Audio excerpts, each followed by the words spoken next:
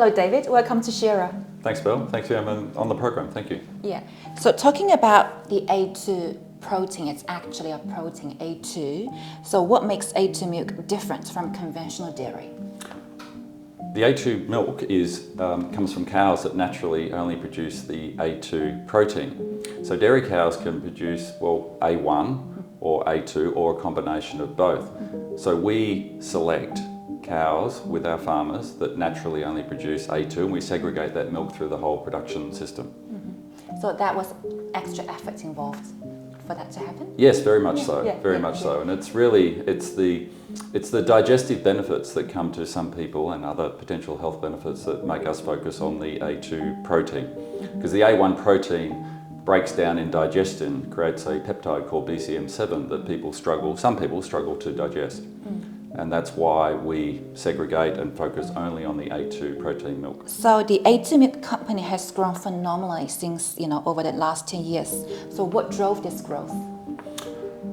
Initially, it's founded in science, and it's the whole proposition around the brand and our product that is the engine behind the whole growth. But it was really the fresh milk business in Australia that started that and built the brand.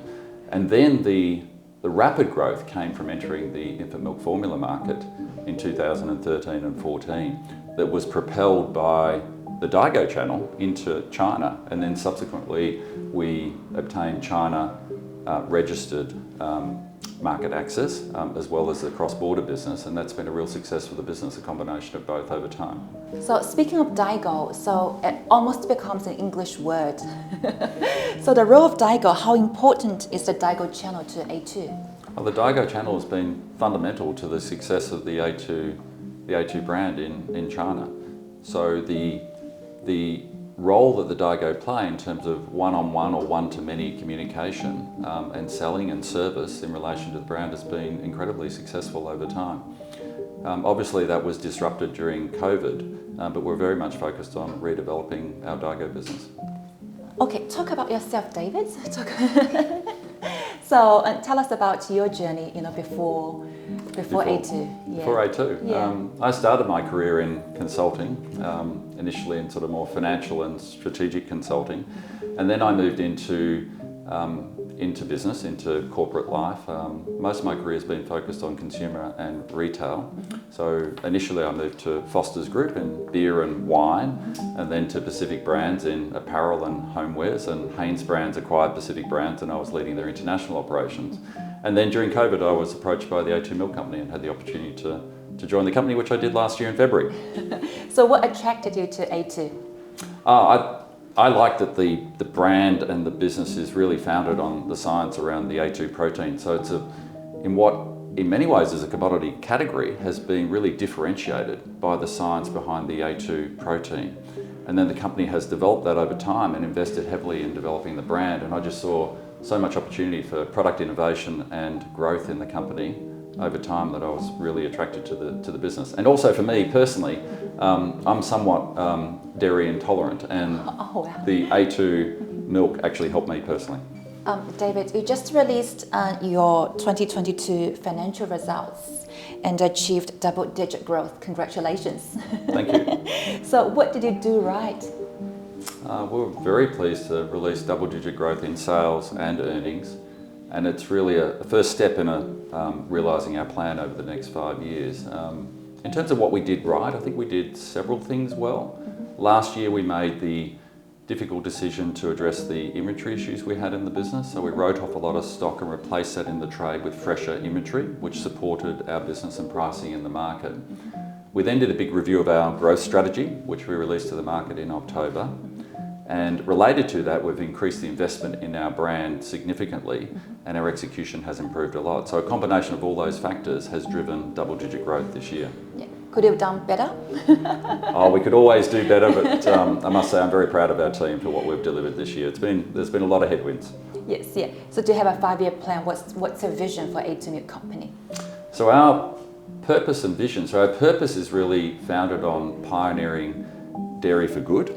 For the good of people and the good of the planet. And our vision for our business is the world that we're trying to create is an A1 free world where dairy nourishes all people and our planet. So addressing the nutritional requirements that people have in the world, as well as the sustainability challenges the dairy industry has. So David, let's talk about Asia and some investment opportunities. So how important is the China market for the A2 milk company?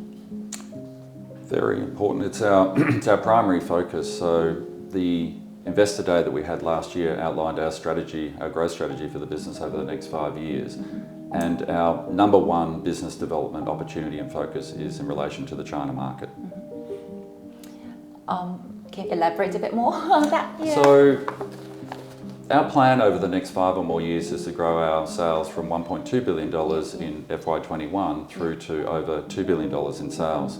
And we see China contributing almost 3/4 of our sales over time.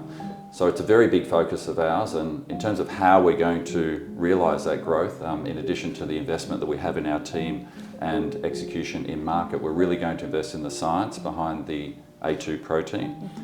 We're investing heavily in innovation and product development, and then lastly in sustainability and addressing some of the concerns in the industry. Okay, great. Yes. So what are your ambition for the China market? You know, what you're aiming to achieve in terms of market and numbers?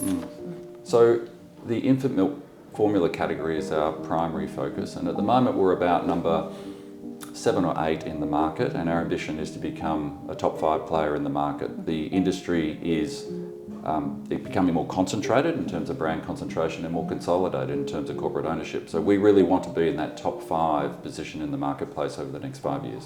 David, so various companies, they are encountering, various levels of difficulties when trying to do business in China for various reasons. Do you think A2 company, you have the same problem? What are the challenges for your business when trying to do business in China?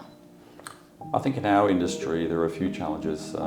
Number one, in terms of market headwinds, it's well publicised that the birth rate in China has declined significantly recently, and obviously with infant milk formula being a major part of our business, that's a challenge. Secondly, it's a very competitive environment. So the domestic players have become stronger over time, and all the world's leading infant milk formula manufacturers are there, so the competitive intensity is very, very strong. And lastly, like many industries, we've faced a lot of challenges related to COVID disruption to supply chain over the past couple of years, which is ongoing. And we saw some of the lockdowns last year and logistics issues in and outside of China being a particular challenge that we had to overcome. Are you hopeful that, China, you will still do well in China? Very much so. Yeah. As I said before, it's our number one commercial focus in our strategy and our number one business development opportunity. Our business is very focused on capturing our China market opportunity. David, we have seen shortages of dairy products in major markets, 2008 in China, now in the States, due to contamination issues. So how does A2 ensure quality, freshness, and contamination-free? Well, food safety and quality is one of the most serious concerns and focuses of our business, as you would expect, being the infant formula market. So we focus very much on the total end-to-end business system, from the farmers that we partner with, the animals that we identify, the cows that produce the A2 protein product, that right through the supply chain we segregate our product.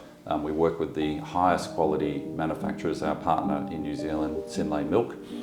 We have a positive release system in place. We test the product through all stages of manufacturing, and we maintain traceability through the system as well. So we treat this as our number one focus. Well, talking about traceability and technology, so do you see emerging technologies will shape the dairy industry going forward? Traceability and cell-based milk products? So on traceability first, there is a lot of emerging technology in that regard, and for us ourselves, we have every tin has a unique QR code which is scannable and traces back to the origin of that, and we can tell which channels to market that has been shipped through as well. So traceability is one aspect. Your second question relates to emerging technology in the dairy category. Yeah. To date, it hasn't had much impact in terms of the more future-based, cell-based technologies, but it is an emerging space that we're keeping our eye on. Obviously, there are different types of milk bases in addition to cow. There's sheep and goat, and there's the plant-based category has had a big impact on the traditional dairy industry globally as well. So we are open to those types of emerging milk bases and technology over time. But for the time being, we have an enormous opportunity for the A2 milk business in the bovine or cow-based dairy category. So Australia and New Zealand dairy products have a good reputation in China. When we think about dairy products coming from Australia, fresh, very good quality. But do you see any risks for the Australian and New Zealand dairy industry? I think number one is making sure we maintain the highest standards in food safety and quality. So that's a primary concern. We must maintain that. Number two would be addressing the sustainability concerns in the industry, and that's something that's going to take time. And the third aspect is, obviously, as New Zealand and Australia are large export countries in dairy, and maintaining positive trade relationships and channels to market is an important opportunity and risk to maintain. David, we've got some livestock questions for you to answer, for us to know you a bit better. No problem. Tea or coffee? Coffee.